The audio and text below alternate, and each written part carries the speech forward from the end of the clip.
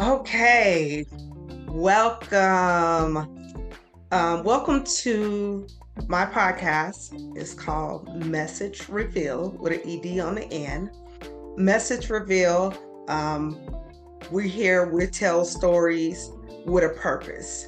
And Message Reveals identifies a vibe, a message, or a story told through lyrics of a song. So before we get started, I would love to introduce our special guest. Our special guest is amazing. I'm so happy that he said yes. We call each other family because we have the same last name. He is a person that exposed children and invests in them and makes a difference. If you ever attended a service that he actually celebrates, he celebrates and elevates the person at the service, and you're crying and laughing at the same time.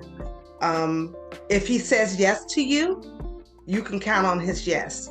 His yes is amazing.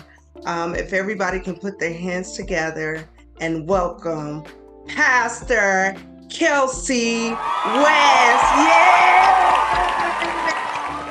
So Pastor, tell us. Good morning. Thank you for coming on, and tell us a little bit about yourself and who you are and what you do.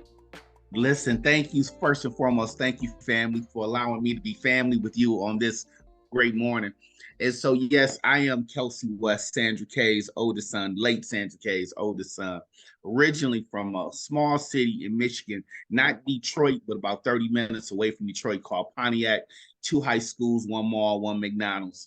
And so I'm from a 20-mile radius city, which is where my personality comes from. I'm from a city where everybody knows everybody, and you had to be on your game wherever you went because somebody knew your mama. Okay. And so that's my philosophy to this day. Moved here August 18th, 1989 to attend UNLV. That was the original plan.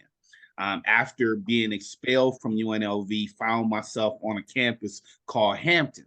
And I saw something I had never seen before. I saw Black men dressed in suits, sisters in business attire.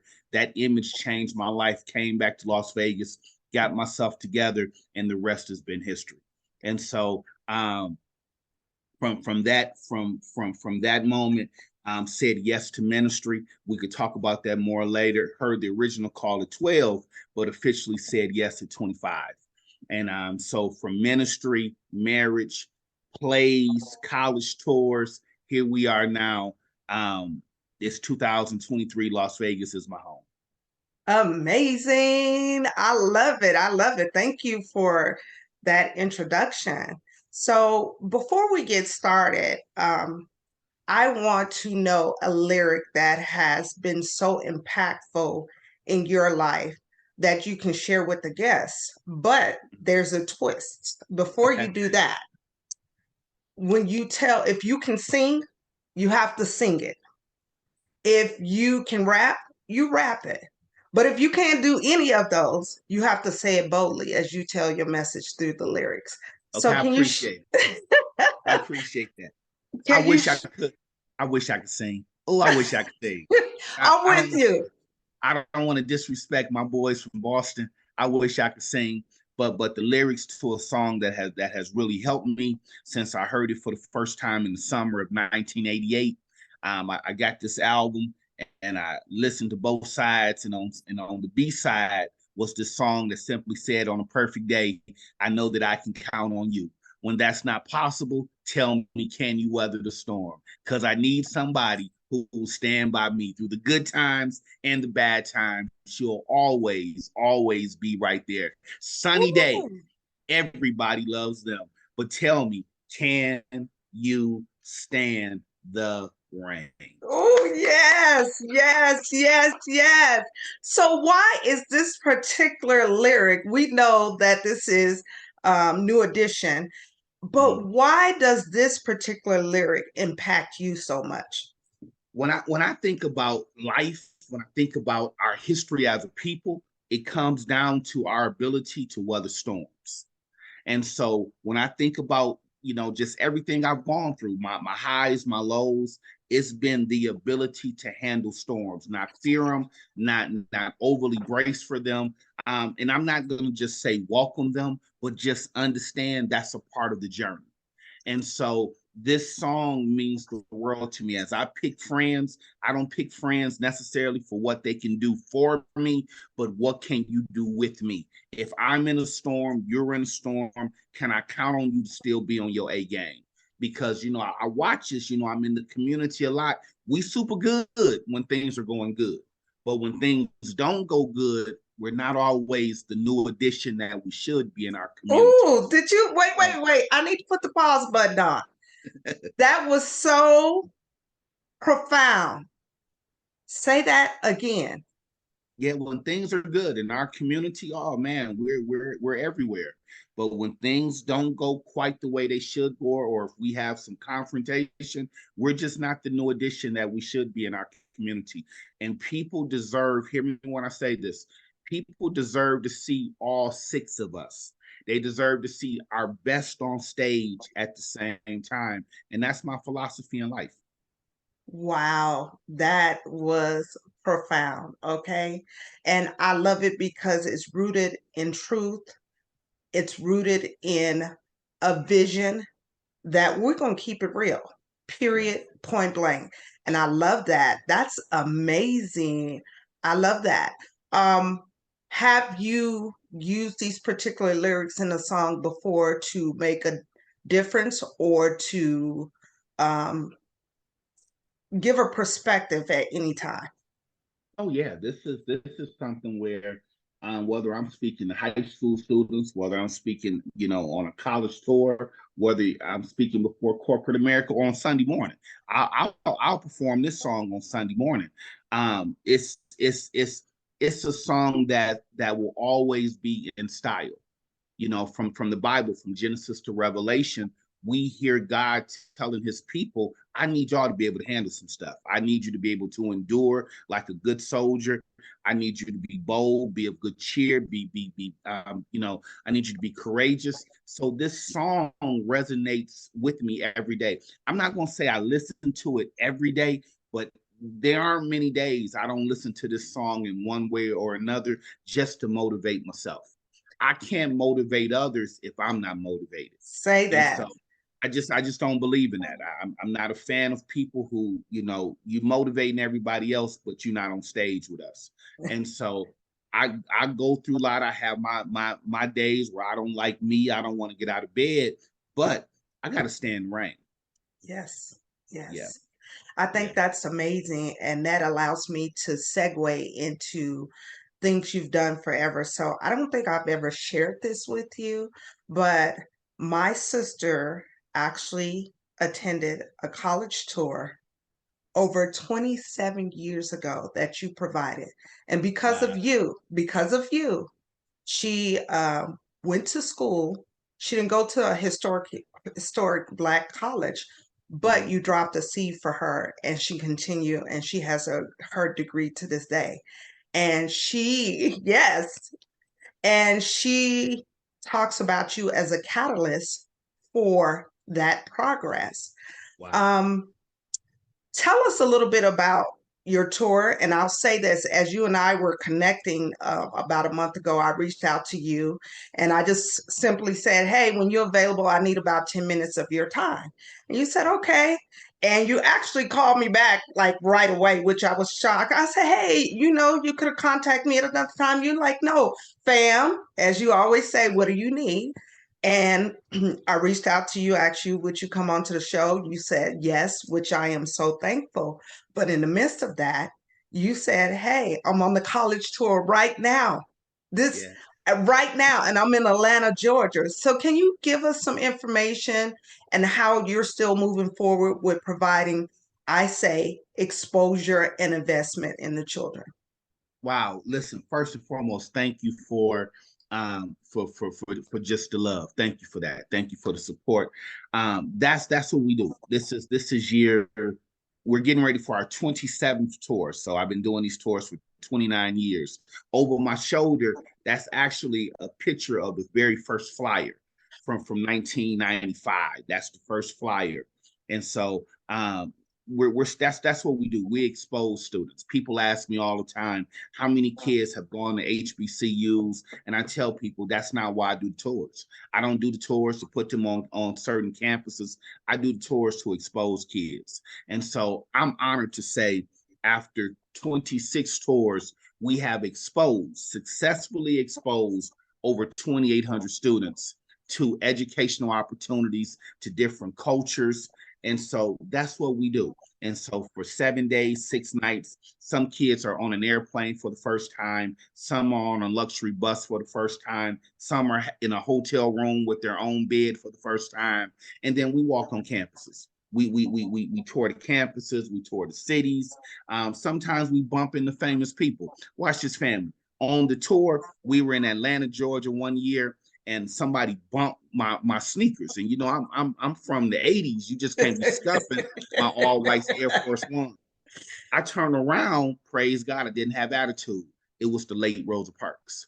Wow. One year, we in Atlanta, Georgia. We're getting ready to walk to the Dr. King Center. Spirit of the Lord said, turn around, open the door. I turn around and open the door. It's John Lewis. Wow. So watch this. Moments like that is what I share with students. Be ready for any and everything. I'm from a small city called the Hood. I'm a kid who was picked on, bullied on. I'm a kid that grew up with African features that wasn't always in style. And I keep it 100 with people. To do the things I've done, man, it's by the grace of God. So every day I'm trying to encourage kids, man, take the hand that you've been dealt, play it to the best of your abilities, and watch God blow your mind. Absolutely. That is absolutely wonderful. And to just circle back on what you mentioned, my sister did tell me we are natives born and raised in Las Vegas, and to go to a all Black college tour and to be exposed and to see women that look and men that look like you and I, it was breathtaking, and it was fuel for the fire for her. So we thank you. And just so you know, she said about 27 years ago, we have 3 missing years because you said 27 tours. Is that due to COVID? Yeah, it was due to COVID and 9/11. Those were the only years we didn't do a tour. Other than that, we have been blessed to host a tour each year. And so Awesome. shouts out to the community, shouts out to the villages, and watch this, family. This is the biggest blessing. I get emotional just thinking about this. Right now, we are taking babies of babies on the tour. So now the tour, Wow. now we become generation. What else can you ask for? That is longevity. That's Yeah. amazing. And just so you know, my son, this is his first year of high school. So he will be on the college tour next time. So you'll have 2 generations, Come my on, come on. sister and my son. Okay. All praises to God. Yes, yes, that is absolutely amazing. Thank you so much for sharing that.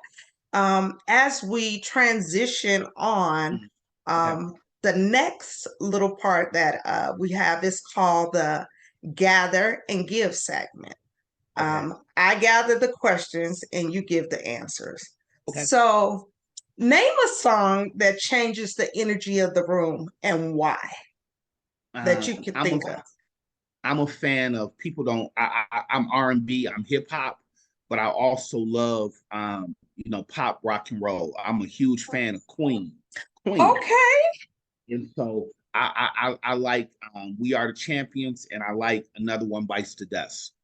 And the reason why I like those songs, I like songs that can rock a stadium. And when Mm, those songs are played, they're not necessarily a white song, black song, brown song. It's just a song that makes everybody respond. And so I like that type of energy. I love that. That's a good response, and I was not expecting that from you. So thank you for giving us some hidden secrets. Uh-huh. Um, you and I know that as a child, we may have sung some songs that we Mm-hmm. really enjoy, but we had no idea what the lyrics were about. Mm-hmm. Can you name a song that now you know as an adult? You're like, wait a minute, I didn't know that particular lyric said that. You had your own version of what it was. Yes. Two that really shocked me once I became of age. The first one was Patti LaBelle, Lady Marmalade. I had no idea what I was singing as a kid. No idea. Number two was Mary Jane by Rick James. I'm a huge Rick James fan. I had no idea what I was singing and why my grandmama was telling me stop singing that song. Well, you know what? I would have to agree with you on both of those. Those are valid ones because when you find out really what she was talking about, I was like, oh, Yeah, okay. But yeah, that goes to show you the energy of music. It was that's so right. captivating that, hey, we rock with it, especially That's right. Mary J. Oh, come on now. And then when you Yeah. really found out what it's about, you're like, I don't even do that. But it's the energy of the song. It's the energy, and watch this. I'm a huge fan of Rick James, Isaac Hayes, Barry White for this reason. Those singers were orchestra leaders. When you look at the Stone City Band and you really sit back and listen to all the stuff Rick James had going on behind lyrics, man was a genius. When you Yes. think about Isaac Hayes and you really break down Shaft and and the stuff he was doing, man, these guys they're orchestra leaders. You're right. And we call that brilliant. And It's that's it. brilliant. That's it. Yes. That's it. That's it. And I think that's what's missing in the world today. We removed the live instruments for the computer. And so that's a lot of jobs, that's a lot of creativity. And so we have a lot of orchestra players who are not being used today in their gifts. And I Well, think that, yeah, come on. I agree with that. And I say we have platforms like this to encourage that, to set Mhm. those seeds in motion and say, okay, can we do a live band and put those That's people to work and use their creative energy? So I'm glad you that's brought right. that up. Um, Yeah. one last thing for me, anytime I see a group Uh-huh. singing a song together and celebrating together. For example, Marvin Sapp's song, it came out in 2007. Never would have made it. Anytime I see one person begin to sing it and the group begin to sing together in unison, Right. that is a song of celebration. It's a Mhm. song of we made it. Mhm. Do you have a song in your head that you've seen a group sing together and they celebrate? Yeah, in the church world, I Need You to Survive is always one that can quickly change the atmosphere on a Sunday. Um, a group song, group. Come here, groups. You know I'm so loyal to New Edition, but And they it doesn't outside. necessarily have to be a group song, it's just something that everybody joins in together. Yeah. Um, when I'm in concerts, and let me just share this. We have been blessed with so many songs. Come here, Frankie Beverly and Mays. Haven't released a new album since the '70s, but when we hear Frankie Beverly, the whole audience will sing, and so I will say his music has that effect. I'm gonna give you this one. One of my favorite singers all time is Shaka Khan. I love Shaka Khan, and it is nothing like hearing the anthem for women when they are singing collectively. I'm every woman. It's just Yes. that's been a powerful moment for me in concerts. But I would say my all time the highest probably goes to Frankie Beverly in terms of having songs where everybody just stops what they're doing and they start singing That's because we need amazing. that. We need happy feelings, and we need to understand pain comes with joy. Yes, yes, you are absolutely right. Wow.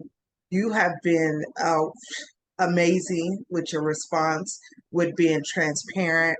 I appreciate you. And before we get out of here, I would like you to share any of your social media handles, any emails, tell us any upcoming projects, or anything that you would like to share with the audience. I appreciate that. I'm easy to find. Kelcey West, MDiv. Kelcey West, my name, MDIV. That's how you find me. Facebook, Twitter, Instagram. That's how you find me. I pastor Nehemiah Ministries. The tour is under 32nd Street Theater.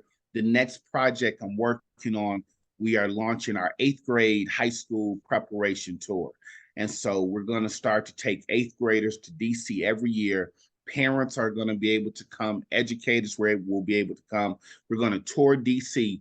It's going to be more focused on studying history, government, but we're still going to visit Howard and Georgetown to get that college experience. But we're going to get our babies ready for high school. And so that's the next big project I'm working on. Also, I have a major passion for entrepreneurs. So on June 3rd at the church, we have an entrepreneur expo at the church. It's not a fundraiser. It's about exposing our entrepreneurs to people and people to entrepreneurs.